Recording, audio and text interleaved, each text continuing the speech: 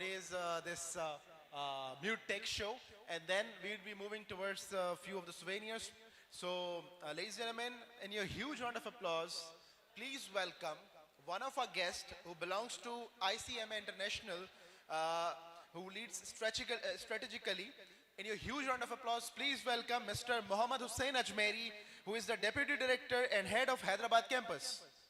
Please, sir, please join us on the stage. Assalamu alaikum. कैसे हैं आप ठीक हैं? तबीयत सही है? Please, sir, have a seat.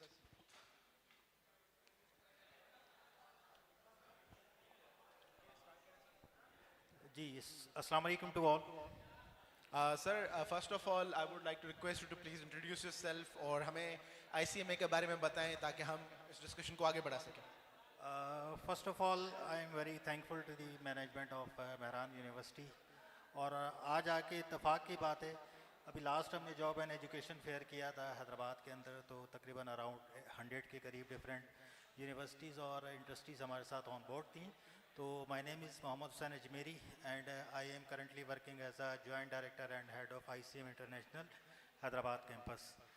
जैसा कि आपके इल्म में होगा कि एकेडमिक यूनिवर्सिटीज़ से तो तकरीबन तमाम लोग फेमिलियर होते हैं.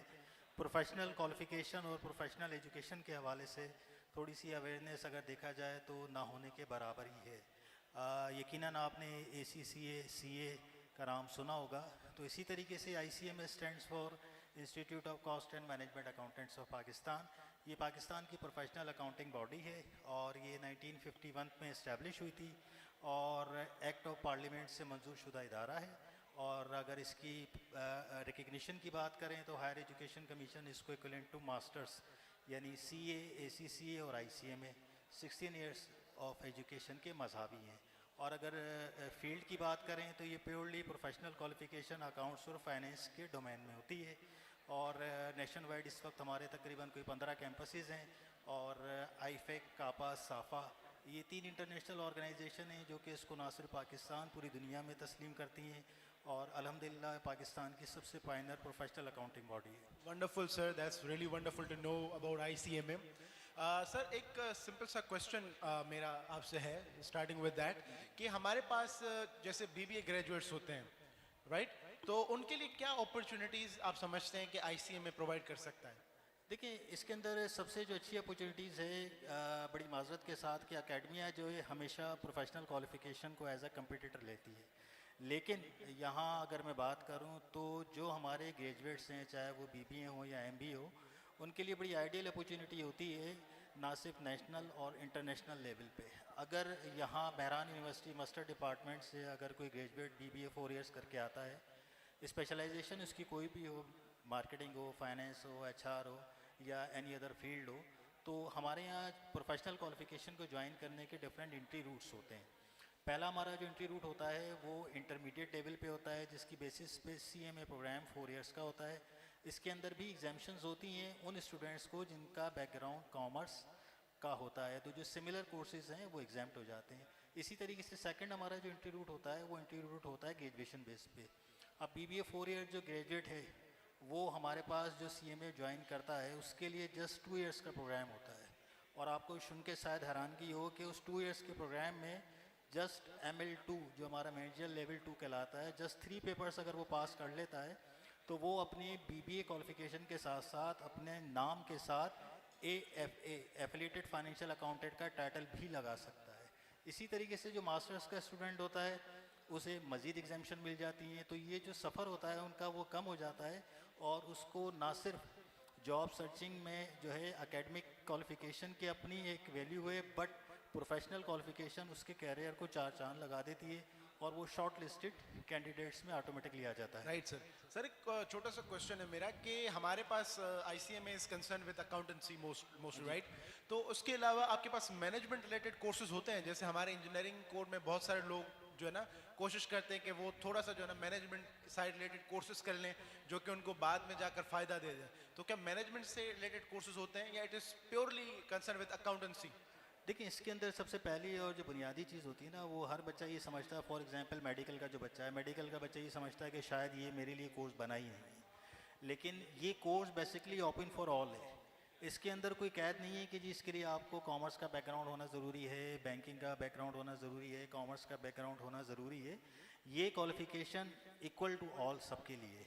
ठीक, अब इसका जो एडवांटेज रहता है, इसका एडवांटेज ये रहता है कि देखें एकेडमिक क्वालिफ़िकेशन की बेस पे आप जिस तरीके से अगर आप अकाउंट्स और फाइनेंस की जितनी टॉप पोजीशन है, सीईओ हुआ, सीएफओ हुआ, कंपनी सेक्रेटरी हुआ, अभी न्यूली अपडेट्स के मुताबिक अकाउंट्स और फाइनेंस की जितनी पोजीशंस हैं उनके लिए एकेडमिक क्वालिफाइड के साथ साथ प्रोफेशनल अकाउंटिंग बॉडी का मेंबर होना भी ज़रूरी है। और आज इस प्रोग्राम के तवस्सुत से मैं एक चीज़ मज़ीद भी आपसे शेयर करना चाहूँगा। जैसे कि आपके इल्म में होगा कि नेफ्टेक ने नेशन वाइड जो है अपने डिफरेंट डोमेन में सर्टिफिकेशंस प्रोग्राम ऑफ़र किए हैं। तो बैंकिंग एंड फाइनेंस के हवाले से ICM हैदराबाद कैंपस में 5 डिफरेंट कोर्सेज़ हो रहे हैं और इसके अलावा IT सेक्टर के 2 कोर्सेज़ हैं जो कि 100% फ्री ऑफ कॉस्ट हैं। और वो पांचों कोर्सेज़ वो हैं जो इस वक्त राइट नाउ इंडस्ट्री की डिमांड है, जॉब ओरिएंटेड है। AI फॉर फाइनेंशियल इंस्टीट्यूट है, AI फॉर बैंकिंग है, इंटरनेशनल सर्टिफिकेशंस के कुछ सॉफ्टवेयर्स होते हैं वो हैं, बिग डेटा एनालिटिक है, पाइथन है। तो ये वो सारे कोर्सेज़ हैं। अच्छा, इसके अंदर जो यूनिवर्सिटी के बच्चे हैं, चाहे वो सिंध यूनिवर्सिटी हो, मेहरान यूनिवर्सिटी हो या एनी अदर यूनिवर्सिटी जो कि हैदराबाद और सराउंडिंग एरिया में एग्जिस्ट करती है, वो भी ज्वाइन कर सकते हैं। क्योंकि ये जो टाइमिंग्स होती हैं ये 2 to 9 के दरमियान होती है, बड़े फ्लेक्सिबल होते हैं।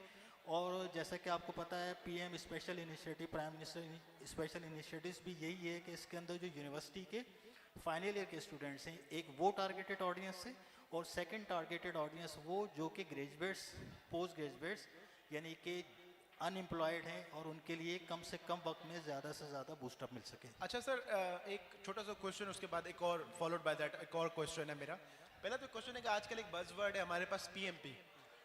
PMP से रिलेटेड तो नहीं है ICM में?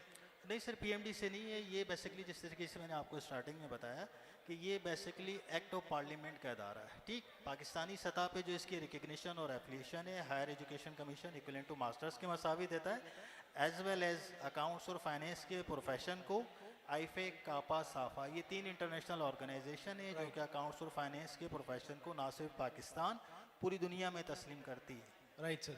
सर मेरा एक क्वेश्चन है आपसे कि एक फॉर एग्जांपल ग्रेजुएट है हमारे पास जो कि ये कोर्सेज ऑप्ट करता है, ठीक है, तो उसके करने के बाद क्या क्या फ्यूचर अपॉर्चुनिटीज़ हैं उसके पास जो कि इन कोर्सेज की वजह से लाइक वो दरवाजे ओपन हो सकते हैं जो कि मार्केट के अंदर उसको फ़ायदा दें। For example specifically speaking about, एक हमारे पास सिविल या मैकेनिकल इंजीनियर है, तो उसके लिए अगर ये कोर्सेज वो ऑप्ट करता है तो उसके लिए क्या अपॉर्चुनिटीज़ आएगा? देखिए, इसके अंदर जो अपॉर्चुनिटीज़ की बात है, अगर हम स्पेसिफिकली बिजनेस ग्रेजुएट्स की बात करें तो डेफिनेटली बात है बिजनेस ग्रेजुएट वो यकीनन है। लेकिन बिजनेस या एकेडमिक क्वालिफिकेशन आपको एक हद तक लेवल की जॉब के लिए ले जाती है। लेकिन प्रोफेशनल क्वालिफिकेशन जो है, जो आपकी ड्रीम जॉब्स होती हैं, CEO, CFOs, कंपनी सेक्रेटरी, उस लेवल तक ले जाती है। अच्छा, इसके अंदर जो एक सबसे अच्छी चीज़ होती है कि प्रोफेशनल क्वालिफिकेशन स्टार्टिंग से लेके एंड तक, यानी कि जब आपका एजुकेशन स्टार्ट होता है, कोर्स कंप्लीट होता है, कंप्लीट होने के बाद हमारे यहाँ 2 ऐसे डिफरेंट डिपार्टमेंट्स हैं, एक JPIL job placement and industry linkages. तो उसके अंदर जो बच्चा क्वालिफाइड होता है तो हम उसको देन एंड देयर वहाँ उसकी रिक्वायरमेंट के मुताबिक इंडस्ट्री में डालते हैं। प्लस हमारे पास एक और सेपरेट डिपार्टमेंट होता है मेंबर्स प्रोफेशनल डेवलपमेंट। जिस तरीके से अभी अब्बासी साहब ने बात की थी कि जी किसी भी यूनिवर्सिटी के लिए अलमनाए का एक बड़ा अहम किरदार होता है, तो इसी तरीके से प्रोफेशनल क्वालिफिकेशन के अंदर भी मेंबर्स प्रोफेशनल डेवलपमेंट डिपार्टमेंट होता है। उसका काम जो क्वालिफाइड्स हैं, क्वालिफाइड के बाद मार्केट की जो डिमांड है उसके मुताबिक अपने ग्रेजुएट्स को टाइम टू टाइम अपडेट करना, ताकि वो मार्केट में बेहतर से बेहतर परफॉर्म कर सके। क्योंकि प्रोफेशनल क्वालिफिकेशन जो है ये बेसिकली अपने मुल्क को रिप्रेजेंट करती होती हैं वर्ल्ड वाइड। अच्छा सर, एक बड़ा ही चाइल्डिश क्वेश्चन कह लें उसको, ठीक है सर, लेकिन ये अमूमन बच्चों में से हमें आता है तभी मैं आपसे पूछ रहा हूँ कि मोस्टली हमारे पास जो है ना, जब हम फाइनेंस और अकाउंटेंसी के टर्म्स सुनते हैं तो हमारे जहन में ना एक हार्ड कोर मैथमेटिक्स और हार्ड कोर जो है ना इक्वेशंस और ये चीज़ें आती हैं। इज इट दैट कि भाई इस तरह से ही चीज़ें हैं, या इट इज़ मोर ऑफ के हाउ टू मैनेज फाइनेंस, के फाइनेंस को किस तरह से मैनेज किया जाए और उसी इक्वेशंस को, उन्हीं चीज़ों को और इजी वे में करवाने का नाम आपका जो है ना ये कोर्स है? जी देखिए, इसके अंदर ये बिल्कुल आपका है। असल में हमारे पास मैं अगर कहूँ कि 60 to 65% जो तबका होता है वो सिर्फ इस खौफ से ही नहीं आता। ठीक, खास तौर पे मेडिकल का बच्चा मेडिकल कहता है कि जी मैंने तो कभी ज़िंदगी में जो है मैथमेटिक्स नहीं पढ़ी, बिजनेस के हवाले से मुझे अलिफ बे नहीं पता, क्या मैं कर पाऊंगा या नहीं कर पाऊंगा। लेकिन इसके अंदर क्या है कि हमारा जो स्टडी पैटर्न है वो स्टडी पैटर्न ज़ीरो है। अब फॉर एग्जांपल अगर आप हमारा इनिशियल लेवल OL1 भी ज्वाइन करते हैं तो हमारा जो टीचर है वो टीचर आपको, बेशक आपने BBA किया है, वो आपको स्टार्टअप ज़ीरो से करेगा। ठीक, क्योंकि हमारा काम जो है वो बेसिकली बच्चे को रट्टाफिकेशन नहीं कराना या 5 चैप्टर्स में से 2 क्वेश्चन या 4 क्वेश्चन दे के पास कर देना नहीं। हमारे यहाँ तो इतनी ट्रांसपेरेंसी है कि पेपर कौन बनाता है, कौन चेक करता है, इवन के बीइंग हेड ऑफ कैंपस हमें भी इल्म नहीं होता। तो ये सारी चीज़ें जो है एक मैकेनिज़्म के तहत होती हैं और इसके अंदर हमारी भी कोशिश यही होती है कि हम बच्चे को जो है, क्योंकि हमारे यहाँ जो एग्जामिनेशन मूड है वो बेसिकली CBs है, कंप्यूटर बेस्ड एग्जामिनेशंस। अच्छा, वो साल में 6 एग्जामिनेशन है हर एक महीने बाद, लेकिन हम बच्चे को कभी भी पाबंद नहीं करते कि जी वो 3 महीने में स्टडी कंप्लीट करे या 4 महीने में करते। हम बच्चे को फ्लेक्सिबल रखते हैं कि आपको 6 महीने चाहिए, आप 6 महीने लें। आपने एग्ज़ाम तभी अटैम्प्ट करना है जब आप फुली तौर पे सेटिस्फाई हो कि हाँ जी मैं इस पोजीशन में हूँ कि मैं पेपर अटैम्प्ट कर सकूँ। तो ये एकेडमिया और प्रोफेशनल का बुनियादी फ़र्क है। Right sir, right sir. Sir एक और छोटी सी चीज़ मैं आपसे पूछना चाह रहा हूँ कि हमारे पास दो तरह के लोग होते हैं ना। एक होते हैं जिन्होंने एक कोर्स करना है because they want a job और दे आर कंसर्न विद कि मैं इस कोर्स को करने के बाद CFO या फाइनेंशियल ऑफिसर्स की जॉब्स की तरफ जाऊँगा। एक वो होते हैं जो कि अपनी पर्सनल ग्रोथ के लिए फाइनेंस मैनेजमेंट, टाइम मैनेजमेंट, इस तरह के कोर्सेज में जाना चाह रहे हैं।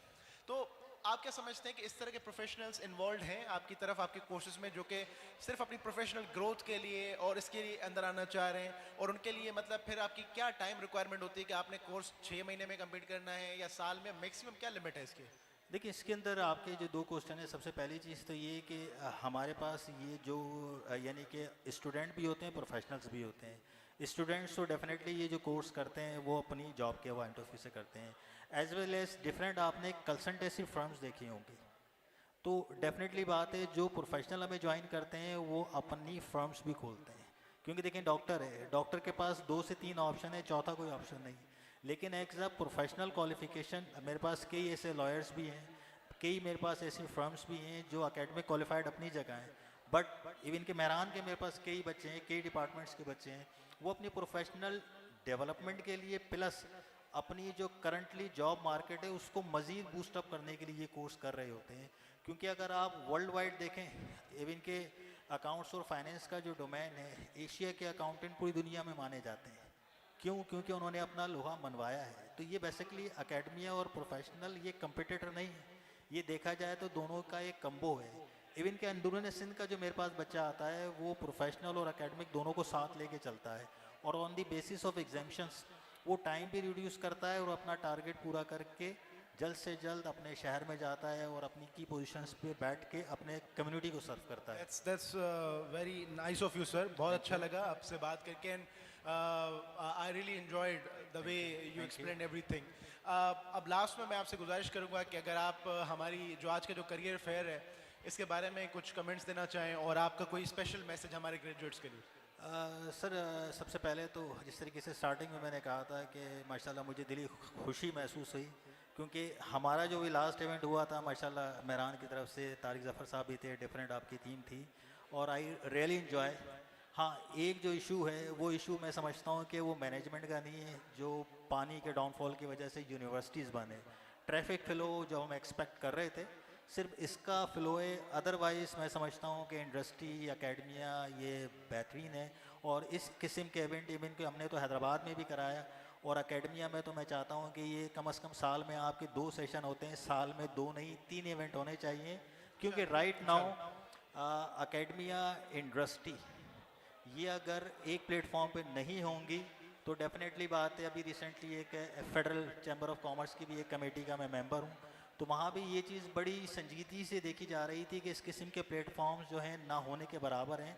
तो एकेडमिया को, इंडस्ट्री को और चैम्बर्स को अपना किरदार अदा करना होगा, ताकि जो एक इंडस्ट्री एकेडमिया का गैप है उसको हम जल्द से जल्द ख़त्म कर सकें और बेहतर से बेहतर जॉब मार्केट के हिसाब से ग्रेजुएट्स प्रोड्यूस कर सकें। That's wonderful, sir. Thank you so much. Thank you so much for having me.